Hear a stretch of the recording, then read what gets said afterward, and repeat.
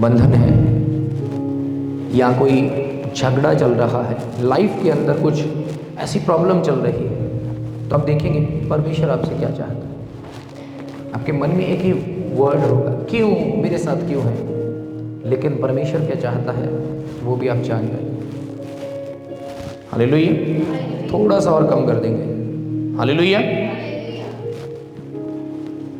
और मैं आपको फिर कहना चाहता हूँ, आप अगर सच में जैसे आपको बहुत, हालेलुया, जब आपको बहुत भूख लगी होती है ना, आप खाना खाते हैं, जब आप ऐसे ही वचन के लिए दौड़ेंगे ना, तो जब आपका पेट भर जाता है आपको कितना अच्छा लगता है। और जब अगर अब भी आपकी दौड़ वचन नहीं है कि आप वचन के लिए दौड़े, जैसे आप खाना खाते हैं उसको अपने आत्मा में, अपने हृदय में रखने के लिए आपकी दौड़ हो, अगर नहीं है तो इसका मतलब कि अभी हम आत्मा में नहीं आए, अभी हम आत्मिक नहीं हैं। आराधना करना बहुत अच्छी बात है। आराधना में परमेश्वर का आत्मा आपको छूता है, वो बंधनों को तोड़ता है, हालेलुया, आपको चंगा करता है और आत्मिक रीति से आपके अंदर काम करता है। लेकिन आपको क्या करना है? आपको आत्मिक बनना है। किसके लिए? परमेश्वर के वचन के लिए। क्योंकि परमेश्वर कहते हैं मैं अपना वचन भेज के तुम्हें चंगा करता हूँ। जब वो अपना वचन भेज के तुम्हें चंगा करता है, वो चंगा कैसे करता है? कैसे चंगा करता है? जब उसकी बातें आपके हृदय में रहती हैं, आप उन्हें हृदय में रख के जब काम करते हैं तो क्या होता है? आपके मन में, आप आज आपने वचन सुना, जैसे ही आप घर में गए या आप जा रहे हो, कुछ भी कर रहे हो, मन के अंदर कुछ ऐसा आया कि जो पाप के विषय में है, लेकिन जब वचन सुना तो उस वचन ने आपको क्या किया? रोका। उसने कहा पाप ना कर। परमेश्वर का वचन कहता तू व्यभिचार ना कर, तू खून ना करना, तू हत्या ना करना, तू किसी की चीज़ की लालसा ना कर।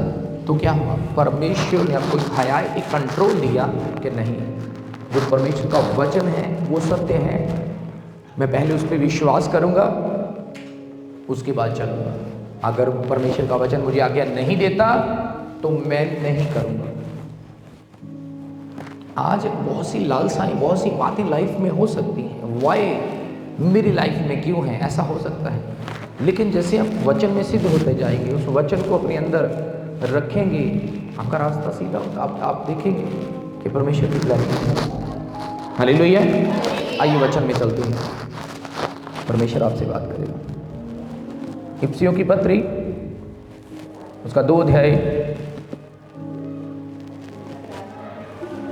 उसकी 1 आयत।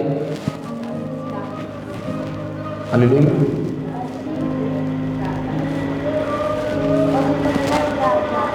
कोई नहीं, हम आप वचन में चलिए। हालेलुया। इफिसियों की पत्री उसका 2 अध्याय। मैं जब यहाँ पे खड़ा हूँ तो मुझे सब बातें याद हैं। आपको सिर्फ वचन को पढ़ना है, क्योंकि जब आप बोलते हैं और उस पर चलते नहीं तो फिर बोलना व्यर्थ है। लेकिन जब आप सुनते हैं, परमेश्वर के वचन को सुनते हैं, उस पर चलते हैं, तो क्या है? फिर आप सिद्ध होते जाते हैं, फिर आप सही से चलते हैं। हालेलुया। तो आपने उस चीज़ को अपनी प्रेयर में खुद करना है। अगर हर बार हम करवाएंगे तो क्या होगा? क्या वो ऐसे नहीं रहेगा, एक फॉर्मेलिटी। लेकिन जब आप उस पश्चाताप को खुद करेंगे अपने जीवन में और उसको लागू करेंगे, परमेश्वर आपको आशीष देगा। हालेलुया। हाँ, पश्चाताप करना चाहिए। तो आइए वचन में चलते हैं। इफिसियों की पत्री उसका 2 अध्याय, उसकी 1 आयत से पढ़ते हैं। कहता, और उसने तुम्हें भी जिलाया जो अपने अपराधों पापों के कारण मरे हुए थे। हालेलुया। वो इस धरती के ऊपर आया। हम क्रिसमस डे वाले दिन कितना आनंद कर रहे थे, किस लिए? कि परमेश्वर इस धरती के ऊपर आया। हालेलुया। और किनको जिलाने के लिए आया? उन मुर्दा शरीरों को, उन मुर्दा आत्माओं को जो इस संसार में रहते हुए अपने आप से धर्मी बन रही थी। कि हम कुछ अच्छे काम करते हैं, हम भलाई के काम करते हैं, हम कुछ सेवा करते हैं, शायद ये अच्छा है। बहुत लोग ऐसा करते हैं, लेकिन परमेश्वर का वचन क्या कहता है, तुम अपने अच्छे कामों की वजह से धर्मी नहीं बन सकते। अगर तुम्हें धर्मी बनना है तो क्या करना पड़ेगा? यीशु के ऊपर विश्वास करना पड़ेगा। परमेश्वर का वचन कहता है, हालेलुया। कहता हूं उसने तुम्हें भी जिलाया जो अपने अपराधों और पापों के कारण मरे हुए थे। क्या जब हम संसार में थे, अभी आप घर से चल के चर्च में आए, तो क्या सभी लोग चर्च को जा रहे थे? नहीं, कहीं ना कहीं कोई काम से जा रहा था, कहीं और जा रहा था, कहीं ना कहीं कुछ ना कुछ। लेकिन आप क्यों चर्च में आ रहे थे? जबकि अगर हम आप में से कुछ लोग देखें 6 महीने पहले, साल पहले, 2 साल पहले, 3 साल पहले, हालेलुया, तो प्रभु को जानते नहीं थे। संडे वाले दिन तो घूम रहे होते थे। लेकिन परमेश्वर का वचन क्या कहता है? कहता उसने तुम्हें भी जिलाया क्योंकि तुम आत्मा में जीवित नहीं थे। जहां दिल करता था चले जाते थे, जो दिल करता था करते थे, जैसा दिल करता था देखते थे, जैसा दिल करता था सोचते थे। चाहे वो गंदा सोचना हो, अच्छा सोचना हो, बदले की भावना के द्वारा सोचना हो, वैसा करते थे। लेकिन परमेश्वर ने क्या किया? कहता उसने तुम्हें भी, उसने आपको जिलाया है। और ये वो लोग जानते हैं जो प्रेयरफुल है, जो प्रेयर करते हैं, जो वचन को पढ़ते हैं, कि उनका जीवन एक नया बन चुका है। वो परमेश्वर के वचन के द्वारा नए बन गए हैं, जीवित हो गए हैं, हालेलुया। क्योंकि वो पहले ऐसे नहीं थे, वो पहले ऐसे नहीं सोचते थे, परमेश्वर के वचन के अकॉर्डिंग नहीं सोचते थे, वो संसार की तरह सोचते थे। लेकिन अब क्या हुआ? अब उसने हमें जीवित कर दिया है। पहले तो प्रभु में नहीं थे तो कई बार लोग क्या करते थे? गालियां भी बोलते थे, गालियां भी बक देते थे। लेकिन जब प्रभु में आए तो अब बहुत से लोग गालियां नहीं बकते हैं, क्योंकि परमेश्वर हमें इन चीज़ों की आज्ञा नहीं देता, हालेलुया। तो उसने क्या किया? उसने तुम्हें भी जिलाया। जब उसने तुम्हें जीवित कर दिया है तो हमारे लिए भला क्या है? हमारे लिए भला काम क्या है? हमारे लिए भला यही है कि हम उसकी इच्छा को पूरा करें, हम उसके वचन पे चलें, उन पापों को छोड़ दें। आज भी अगर आप प्रभु में हैं, आपके मन के अंदर किसी ने आपको बुरा बोल दिया, तो आप उस इंसान को टारगेट करते हैं, और इसने मुझे बुरा बोला है, पास्टर जी उस बहन ने ऐसा किया। नहीं, उसके अंदर जो शैतान बोल रहा है वो कर रहा है, हालेलुया। शैतान को आग लग रही है। इंडिया के अंदर परमेश्वर अपने राज्य को बढ़ा रहा है, पूरी दुनिया में अपने राज्य को बढ़ा रहा है। और जब भी लोग परमेश्वर के खिलाफ बोलें तो परमेश्वर का वचन कहता है, जब प्रभु यीशु मसीह पैदा हुए तो तब भी हेरोदेस घबरा गया था, वो डर गए थे, अरे ये कौन सा राजा पैदा हो गया जो हमारे ऊपर राज्य करेगा। तो ऐसे ही जो शैतान है, शैतान का राज्य है, वो घबरा गया है, हालेलुया। उसने कहा वो खाली जगहों को ढूंढता है और वहां पे रहता है, लेकिन अब वो जान गया है, अरे उन सारी खाली जगहों को यीशु मसीह नासरी भरता जा रहा है, अपने अभिषेक के द्वारा, अपने वचन के द्वारा, अपने अनुग्रह के द्वारा। और जब वो भरता जा रहा है तो क्या हो रहा है?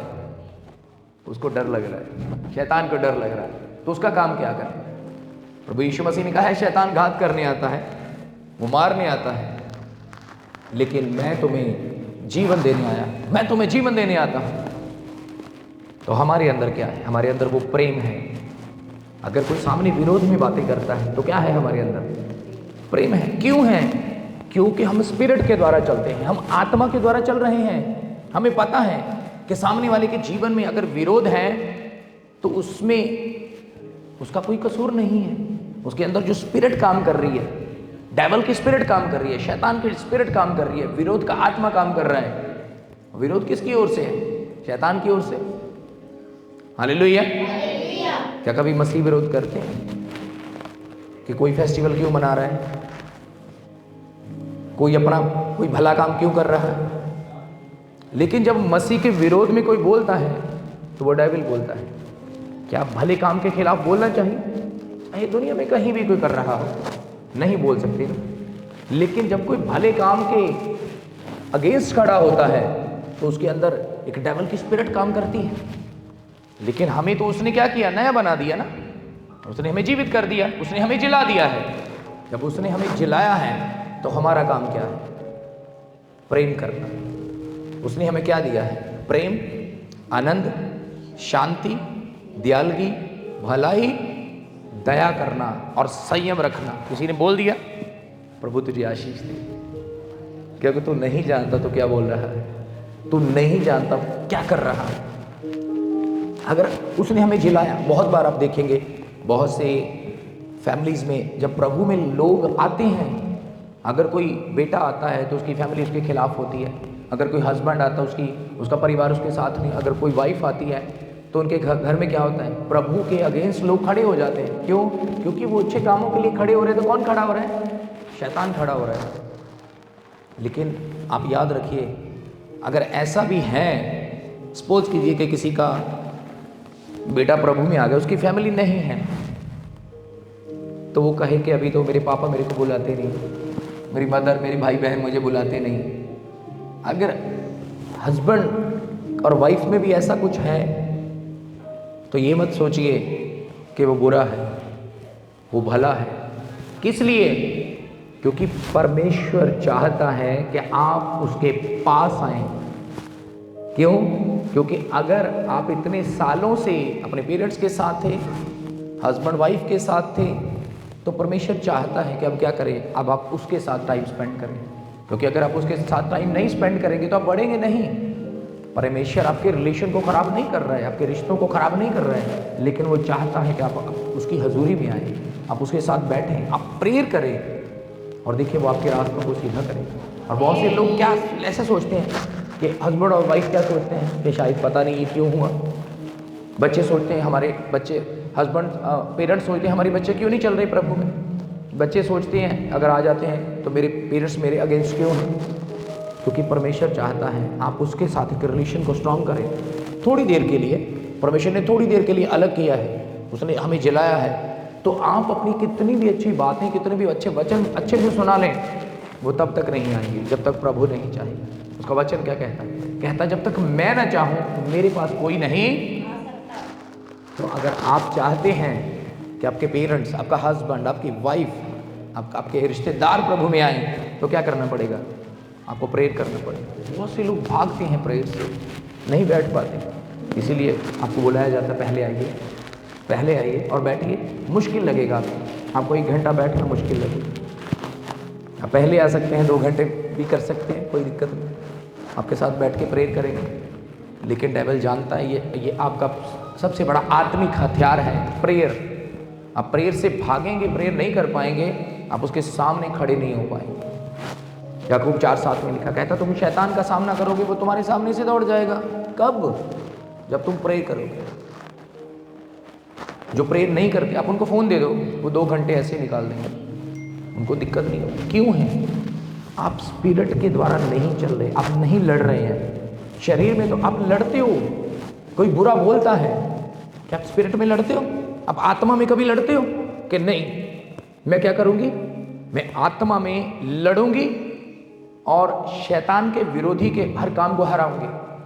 नहीं देखूंगा फालतू फोन, नहीं चुगली करूंगा, नहीं बुरा बोलूंगा, मैं कंट्रोल रखूंगा हर चीज के ऊपर। उसने क्या कहा? संयम। सबसे पहला फल प्रेम, और सबसे लास्ट में संयम बोला। और जब आप फास्टिंग में जाते हैं, इसीलिए बोला जाता है जब आप फास्टिंग में हैं तो क्या करें? अपने रूम में रहें, किसी से कोई बात नहीं। आपने क्या किया? अपने शरीर के कामों को छोड़ दिया। खाना क्या है? शरीर के काम, मोबाइल देखना, सांसारिक चीजें देखना, सीरियल देखना, फिल्में देखना संसारिक, वो क्या है? शरीर के काम। गाने सुनना संसारिक शरीर के काम। आपने जब शरीर के कामों को कट ऑफ कर दिया तो आप स्पिरिट के कामों में आ गए। जब आप स्पिरिट के कामों में आ गए, अब आपका सामना होगा उस स्पिरिट के साथ जो विरोधी की स्पिरिट है। फिर आप जानेंगे कि यीशु मसीह क्या करने आया है। अरे वो तो आपको स्पिरिट में स्ट्रांग करने आया है। जब आप स्पिरिट में स्ट्रांग कहोगे, मैं कहता हूं एक भी बीमारी, एक भी श्राप, एक भी जादू टोना आपके ऊपर कार्य नहीं करेगा। हालेलुया।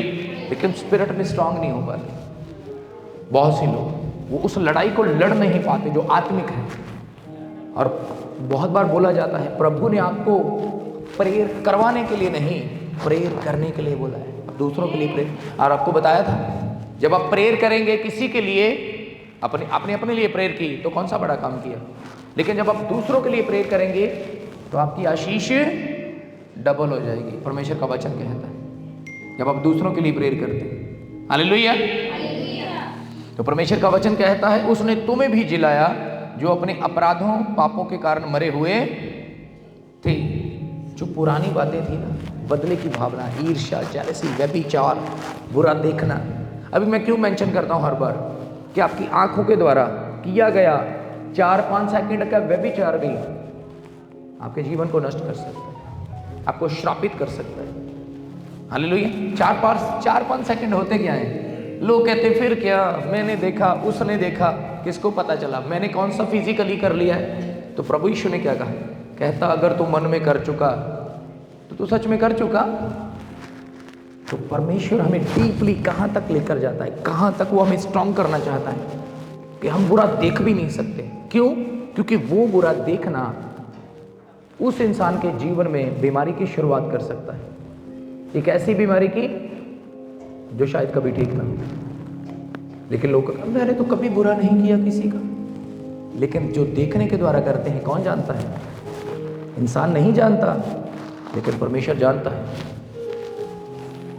हालेलुया। और शैतान भी जानता है। उसके पास एक लीगली अधिकार आ गया आपको बीमार करने का। तूने व्यभिचार किया देख के, तूने मन में गंदा सोचा। हालेलुया। तो उसने हमें इस मौत में से, इन पापों में से बाहर निकाल लिया है। जब बाहर निकाल लिया है अब पुराने नहीं रहे, अब पुरानी बातें नहीं रहेंगी हमारी लाइफ। हालेलुया। कहते जिनमें तुम पहले इस संसार की रीति पर और आकाश के अधिकार के अधिपति अर्थात उस आत्मा के अनुसार चलते थे जो अब भी आज्ञा ना मानने वालों में कार्य करता है। हालेलुया। तो कहता है संसार की रीति पर, जो आकाश के अधिकार के अधिपति।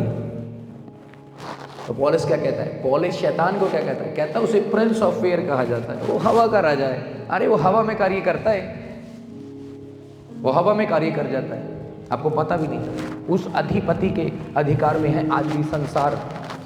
तो देखिए आज आप यहाँ पे हैं, आप खुद चल कर नहीं आए, अरे परमेश्वर आपको लेकर आया है। बहुत से लोग बाहर घूम रहे हैं, अपने तरीके से आनंद कर रहे हैं, लेकिन वो झूठा आनंद है। प्रभु यीशु ने कहा मैं तुम्हें वो आनंद दिए जाता हूँ, वो शांति दिए जाता हूँ जो ये जगत नहीं दे सकता। हालेलुया। बहुत से लोग विरोध में, अरे तू मसीह बन गया, तूने धर्म परिवर्तन कर लिया। जब आप सच में प्रभु को ग्रहण करेंगे आत्मा में, तो आपको वो क्या लगेगा? अरे ये डायलॉग तो कभी हम भी बोलते थे, अरे ये 2-3 डायलॉग है और तो कोई है नहीं, और वो भी डायलॉग झूठे। क्यों? क्योंकि प्रभु ने मेरे जीवन को बदला है।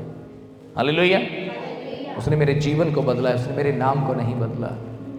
वो जीवन बदलने के लिए आया, वो कोई धर्म बनाने के लिए नहीं आया, वो तुम्हें आशीष देने के लिए आया, वो तुम्हें जीवन देने के लिए आया। हालेलुया। तो आज्ञा ना मानने वालों के अनुसार कार्य करते थे, लेकिन उसने क्या किया? अब हमें अपने आज्ञा में लेकर आया ना। उसने कहा जब तक मैं ना चाहूँ मेरे पास कोई नहीं आ सकता।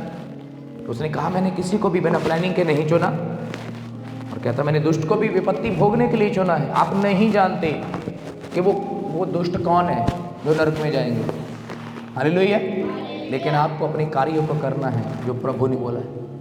मत्ती 28:19 और 20 में कहता जाओ और जाति जाति के लोगों को जाकर मेरा चेला बनाओ।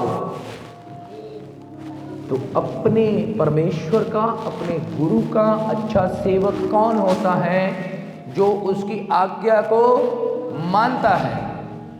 तो हमारा पिता क्या कहता है? जाओ और जाति जाति के लोगों को जाकर मेरा चेला बनाओ और उन्हें पिता पुत्र पवित्र आत्मा के नाम से बपतिस्मा दो। जो आज्ञाएं मैंने तुम्हें मानना सिखाई हैं वो सभी उन्हें सिखाओ। मैं जगत के अंत तक तुम्हारे साथ हूं।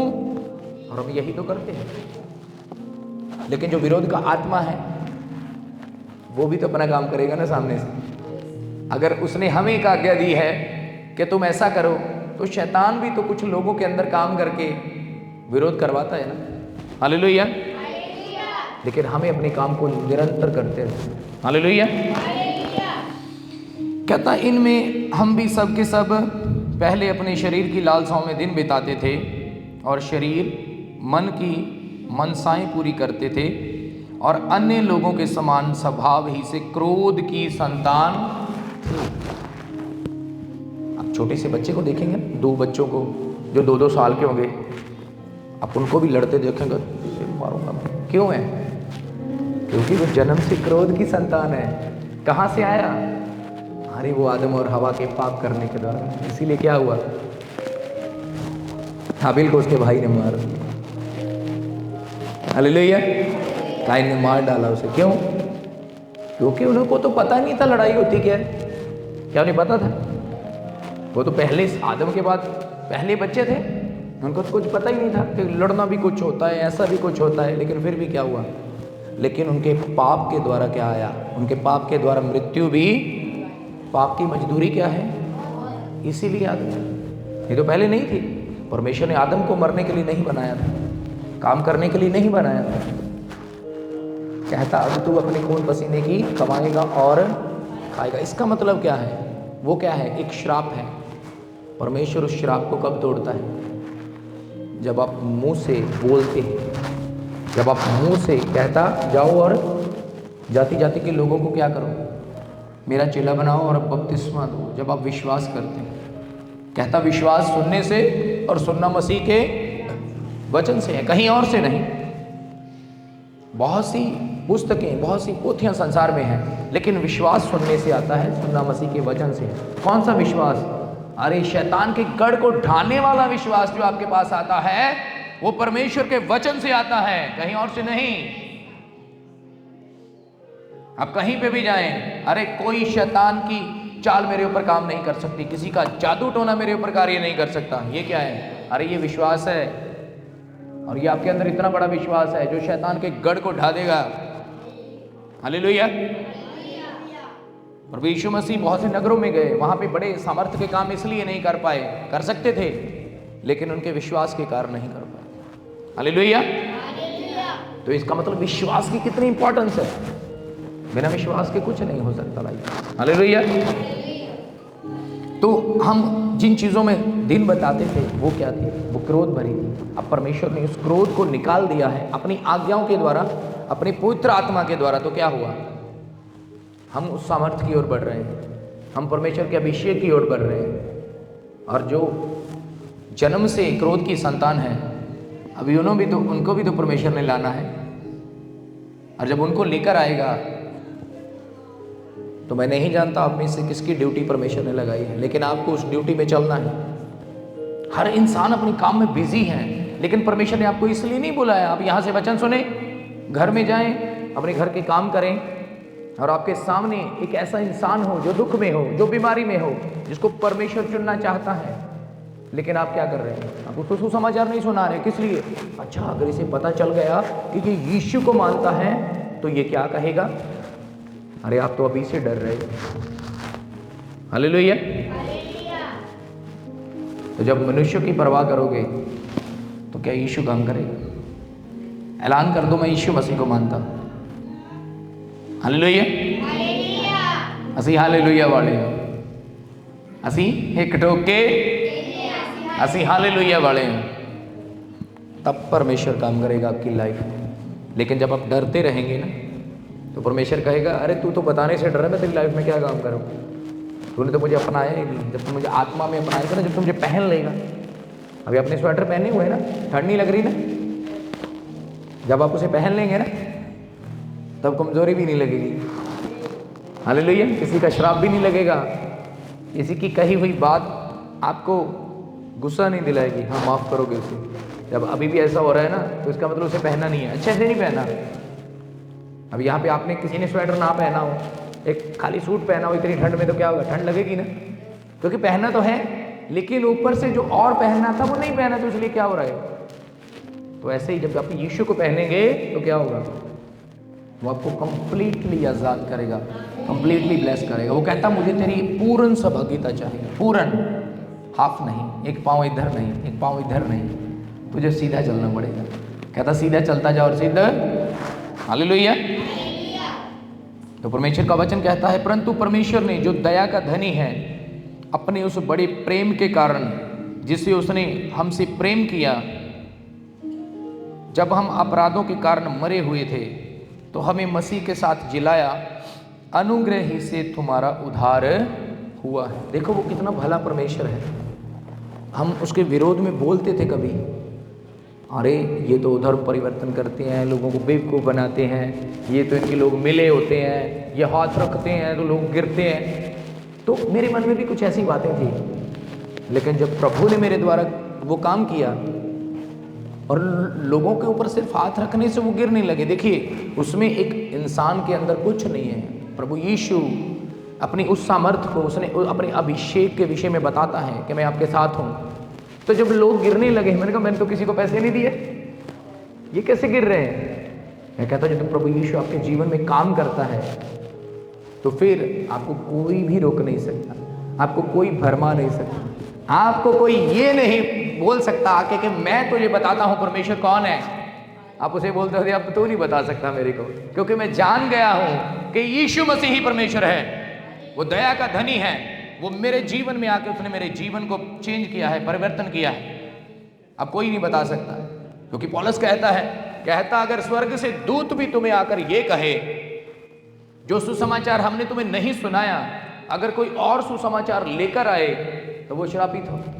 अगर सिंपल वर्ड्स में बोले, अगर वो तुम्हें ये आकर कहे कि यीशु मसीह परमेश्वर नहीं है, तो क्या कहेंगे उसे? निकल जा यीशु के नाम से। हालेलुया। अब तेरे पे बिलीव नहीं करते।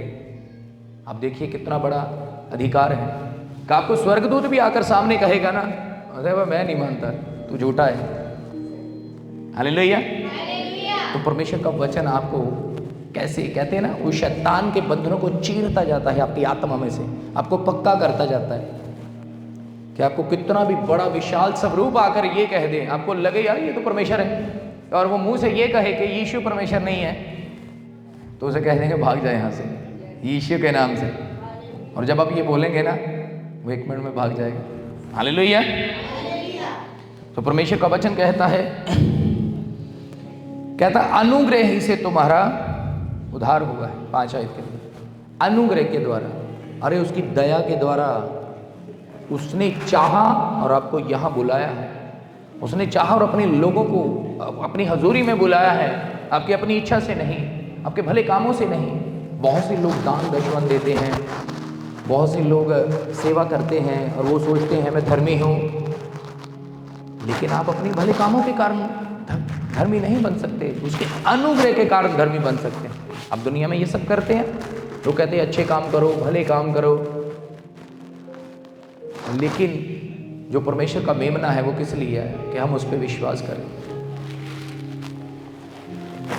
यूहन्ना कहता वो देखो परमेश्वर का मेमना, यूहन्ना की इंजील के अंदर कहता जो जगत के पाप उठा ले जाता है। इसका मतलब कोई और नहीं है जो जगत के पाप उठा ले जाए, कहता वो जगत का मेमना है। हालेलुया। तो जो परमेश्वर का वचन है वो चीरता जाता है। तो जिसको परमेश्वर के वचन की वैल्यू नहीं है वो क्या करेगा? वो डिस्टर्ब करेगा। हालेलुया। क्योंकि उनको वैल्यू नहीं है परमेश्वर के वचन की, वो चाह कर भी नहीं बैठ पाएंगे लोग। लेकिन जो परमेश्वर के वचन से प्रेम रखते हैं, अरे वो तो सोने चांदी से भी उत्तम है, हीरे मोतियों से भी उत्तम है परमेश्वर का वचन। हालेलुया। तो अनुग्रह से परमेश्वर ने आपको बुलाया, कहता और मसीह यीशु में उसके साथ उठाया और स्वर्गीय स्थानों में के साथ तुम्हें बिठाया। जब आप परमेश्वर के वचन को सुनते हैं ना, बहुत से लोग अपनी इच्छा से चल रहे हैं, अपनी इच्छा से देख रहे हैं, तो जब वो देख रहे होते हैं ना, उसके अंदर जो वर्ड्स यूज़ किए जाते हैं, चाहे वो फिल्म देख रहे हैं, सीरियल देख रहे हैं, आपको पता है वो वर्ड आपकी लाइफ में काम करते हैं, चाहे वो गंदगी से भरे। एक गंदा मजाक क्या करता है? आपकी लाइफ को श्रापित कर सकता है। तो हम तो कॉमेडी देख रहे हैं, फिर क्या है? नहीं। धन्य कौन है? जो पापियों की मंडली में नहीं बैठता, जो ठट्ठा करने वालों के साथ नहीं। ठट्ठा करना क्या होता है? मजाक करना होता है ना। तो परमेश्वर के राज्य के अंदर, स्वर्ग के अंदर कोई ठट्ठा नहीं होता। हालेलुया। तो परमेश्वर ने तुम्हें कहाँ बिठाया? जहाँ पे तुम सीख सको वो बुद्ध के द्वारा। वो आपके अंदर वरदान कब ट्रांसफर करेगा?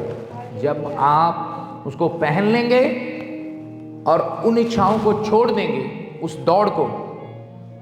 और वो कैसे दौड़ाता है आपको पता है? जो डेविल है, जो शैतान है, वो जानता है कि किस इंसान की क्या रिक्वायरमेंट है, क्या नीड है, उसको कहाँ फंसाया जा सकता है। अच्छा, ये ना बड़ा घर मांग रहा है, क्या करें?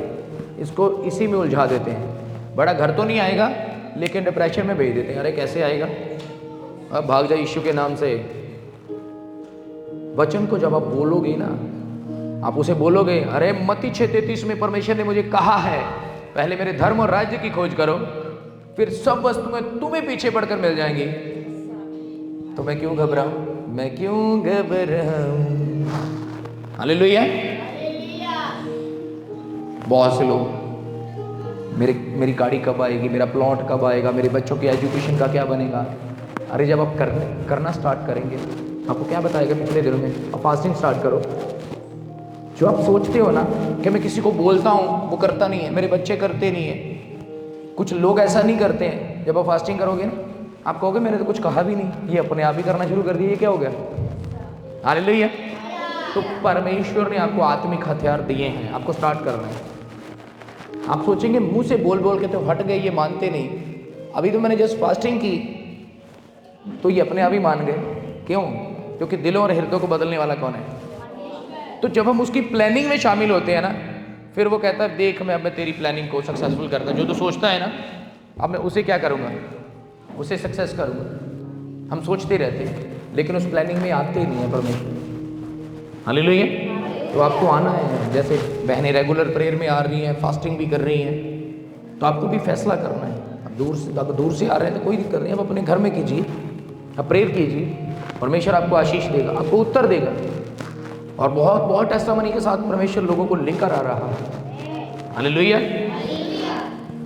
तो परमेश्वर का वचन कहता है कि वह अपनी उस दया से जो मसीह यीशु में हम पर है, आने वाले समूह में अपने अनुग्रह का असीम धन दिखाए।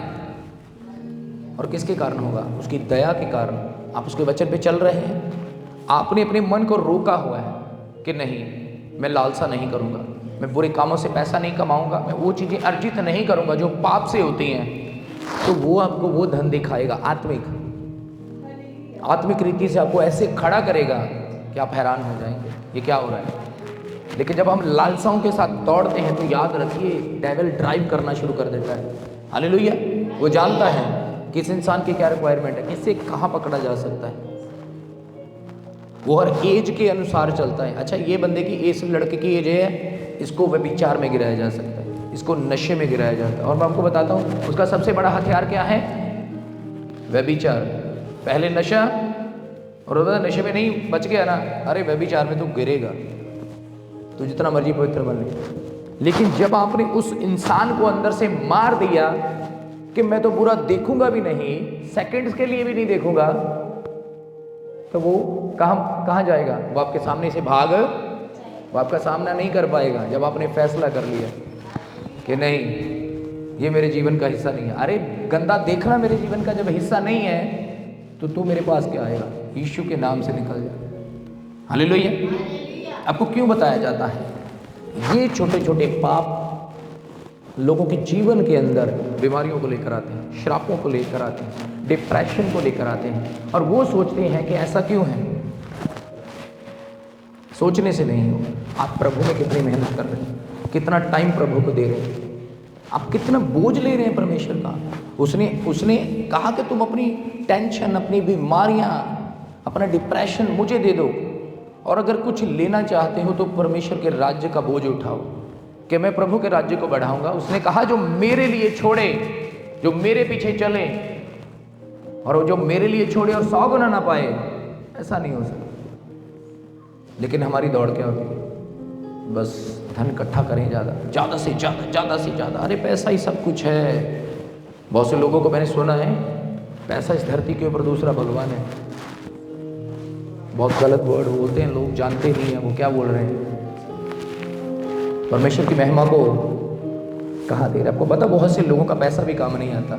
जब मौत आती है ना तो उनका पैसा भी मिट्टी हो जाता है, उनका पैसा काम नहीं आता। हालेलुया। लोगों का पैसा उनको लंबी एज नहीं दे सकता, लेकिन परमेश्वर का वचन तुम्हें लंबी एज दे सकता है। कहता अगर तू मेरे वचन का आदर करेगा तो मैं तेरा आदर इस संसार में बढ़ाऊंगा। अगर तू मेरे वचन का आदर करेगा तो मैं तेरे दिनों और वरों को बढ़ाऊंगा। अगर तू अपने माता पिता का आदर करेगा तो मैं तेरी उम्र को बढ़ाऊंगा। क्या लिखा है कि अगर तेरे पास ज्यादा धन होगा मैं तेरी उम्र को बढ़ाऊंगा? नहीं, तुम्हें वचन का आदर करना पड़ेगा, तुम्हें अपने माता पिता का आदर करना पड़ेगा।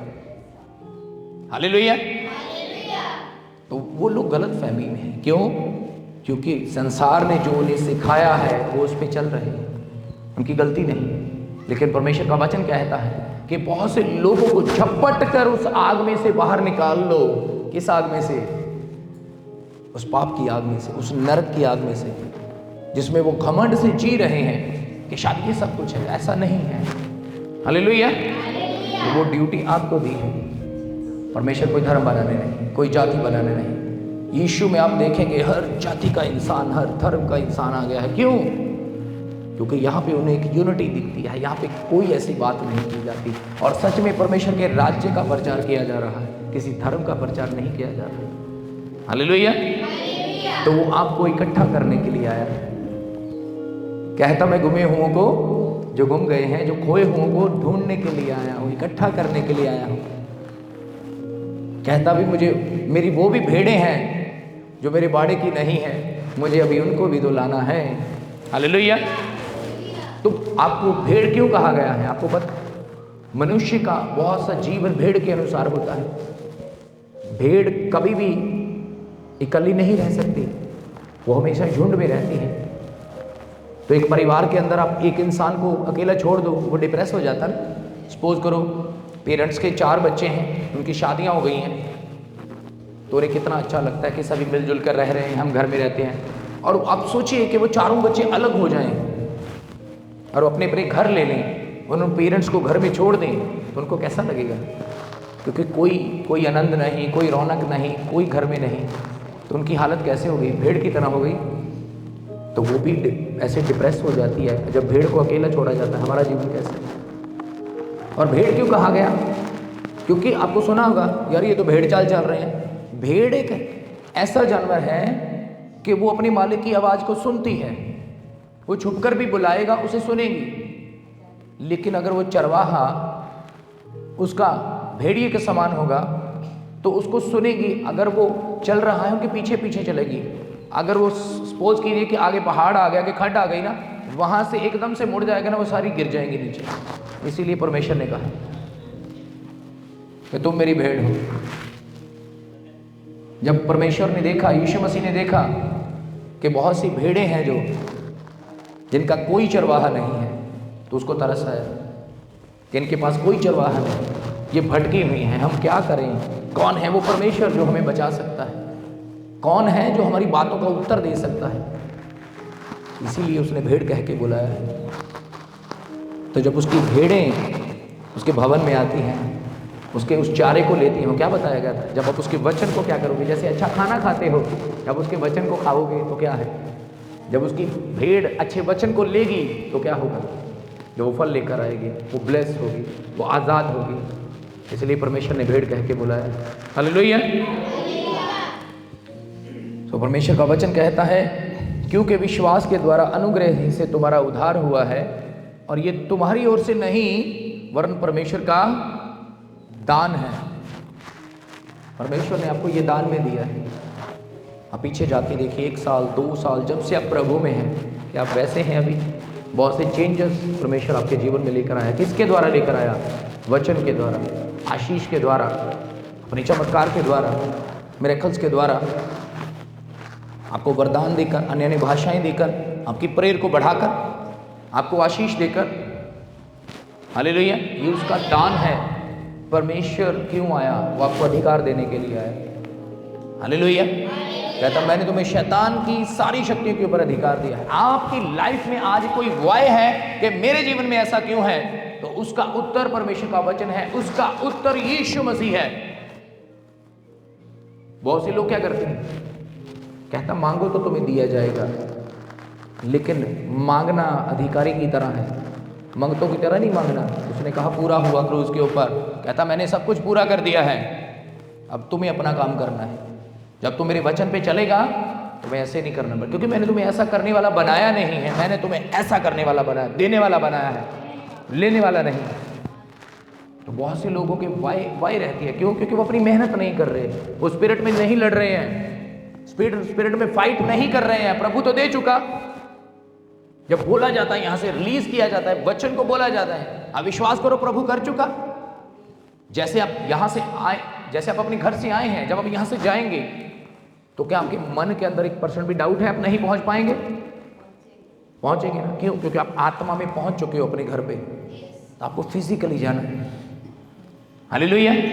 तो ऐसे ही जब आशीष के विषय में आपके लिए बोला जाता है, आपको आत्मा में रिसीव करना है कि मेरे को मिल चुका है, अभी बस फिजिकली उसे लेना।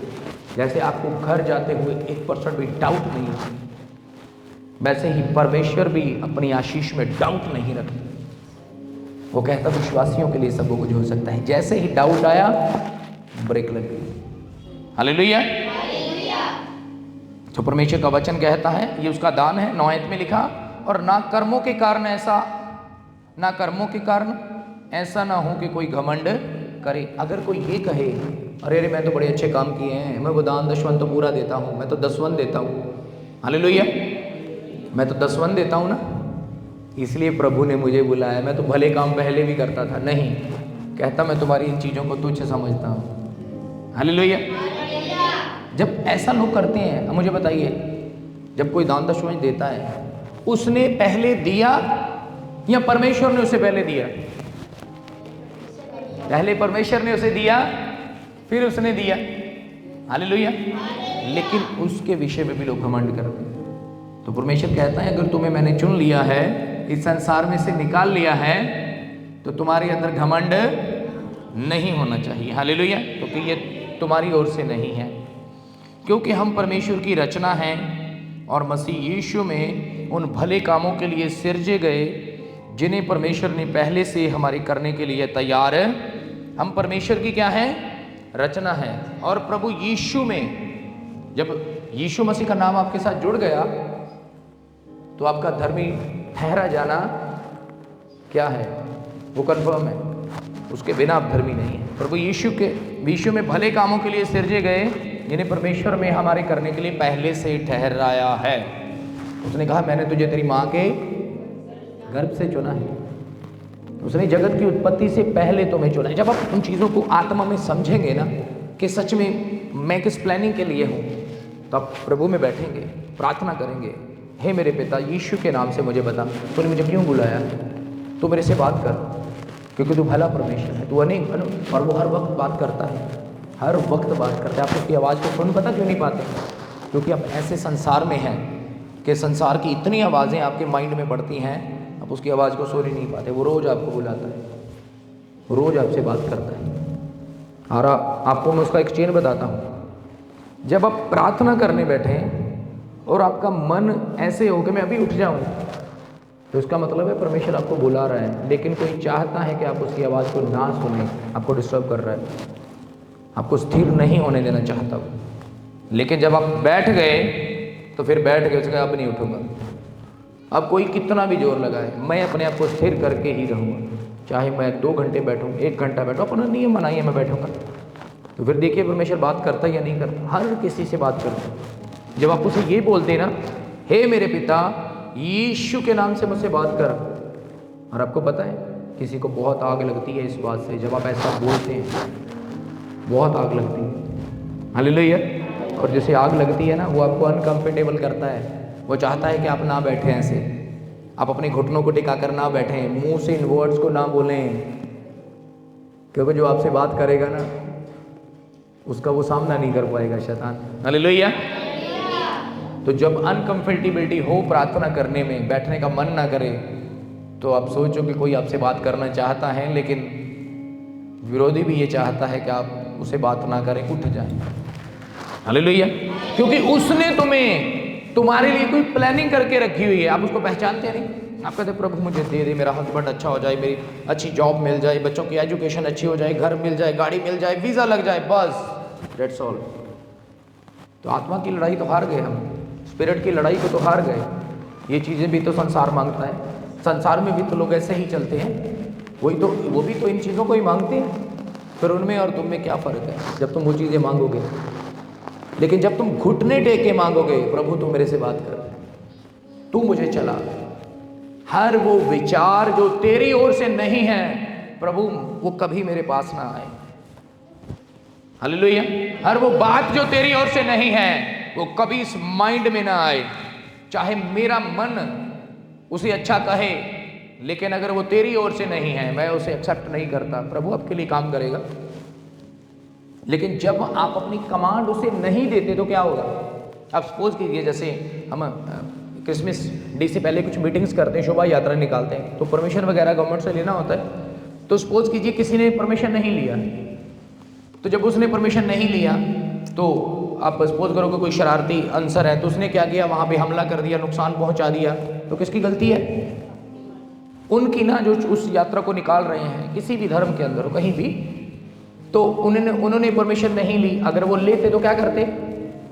तो वो क्या करता? प्रशासन क्या करता? उनके लिए हो सकता है एक बस भेज देता पुलिस की, या कुछ पुलिस के लोग भेज देते, वो पुलिस ऑफिसर भेजते, तो क्या वो वहाँ पे ऐसा होता?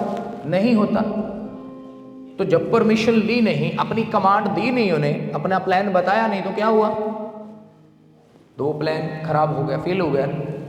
ऐसे ही परमेश्वर, जब आपने अपनी कमांड दी, परमेश्वर के सामने रख दिया, तो क्या हुआ?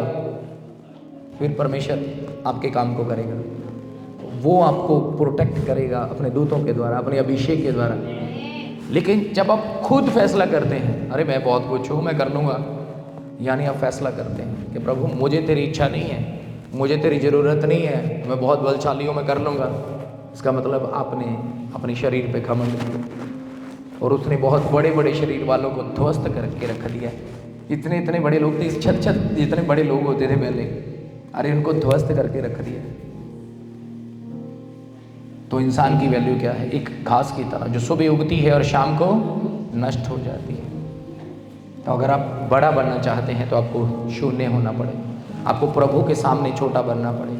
परमेश्वर का राज्य बच्चों के जैसा है। अगर आप अपने आप को, आप देखना बच्चों को, अगर छोटे छोटे बच्चे लड़ते भी हैं ना, बहुत गुस्सा करते हैं, आप थोड़ी देर देखो पैर इकट्ठे खेल रहे होते हैं।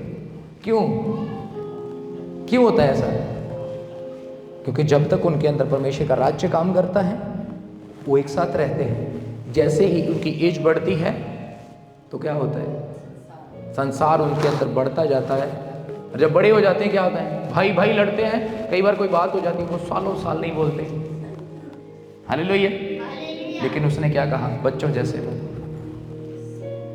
तेरा गुस्सा सूरज डूबने से पहले, तेरी नाराजगी सूरज डूबने से पहले खत्म हो जानी चाहिए। शैतान ने बहुत से रिश्तों को खराब करके रखा हुआ है, ऐसे आपके जीवन में से बहुत से अच्छे लोगों को दूर कर दिया है, और आप ढूंढते हैं कि ये क्यों है?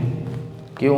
क्योंकि आप वो लोग जिसकी आवाज़ सुन रहे हैं वो उनका दुश्मन है। हालेलुया। लेकिन जो दोस्त बन के आया वो हमारे लिए इस जगत में पैदा हुआ, और उस दोस्त ने हमारे लिए अपनी जान दी। कहता अच्छा चरवाहा मैं हूं और मैं अपनी भेड़ों के लिए अपनी जान देने को तैयार हूं। ये उसने भविष्यवाणी पहले कर दी, बाद में उसने जान दी। और वो सर्वदा हमारे साथ है, सर्वदा आपके साथ है, सर्वदा आपके बच्चों के साथ है। मैं कहता हूं, उसका वचन कहता है, धर्मी जन का वंश इस धरती के ऊपर पराक्रमी होगा। अगर आप यीशु को अपनाने के लिए तैयार हैं तो आप धर्मी ठहराए गए हैं। आपका वंश पराक्रमी होगा, आपके बच्चे पराक्रमी होंगे। देखिए मैं कहता हूं, आपका परिवार सुपर ब्लेस होगा।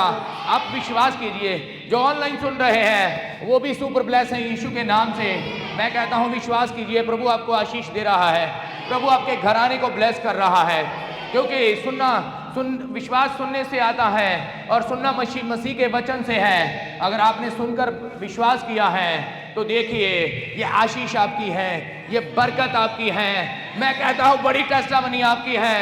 आप विश्वास करो, प्रभु आज आपसे बात कर रहा है, आपके घरानों को ब्लेस कर रहा है, आपके बच्चों को ब्लेस कर रहा है, क्योंकि आप बुलाए नहीं, आप सच में प्रभु के द्वारा आए गए हैं। आप चुने हुओं में से हैं, आप बुलाए हुओं में से नहीं हैं। अरे उसने कहा वो बुलाए हुए तो बहुत हैं, लेकिन चुने हुए बहुत कम हैं। आज का वचन चुने हुए के लिए है, उन लोगों के लिए हैं जो अपने वंश को सच में बड़ा देखना चाहते हैं। उसने कहा इस कलाम को, इस वचन को अगर तू चाहता है, परमेश्वर का वचन कहता है उसकी दया सदा की है, उसकी दया पीढ़ी दर पीढ़ी की है। तो उसका वचन कहता है तो इस वचन को अपने बच्चों को, उनको बताना, अपने बच्चों को, और उनको बताना, अपने बच्चों को बताना।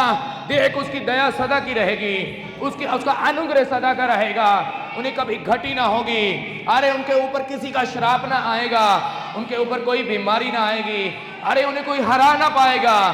आप देखो जैसे इज़राइल को कोई हरा नहीं पा रहा, ये आशीष परमेश्वर की है।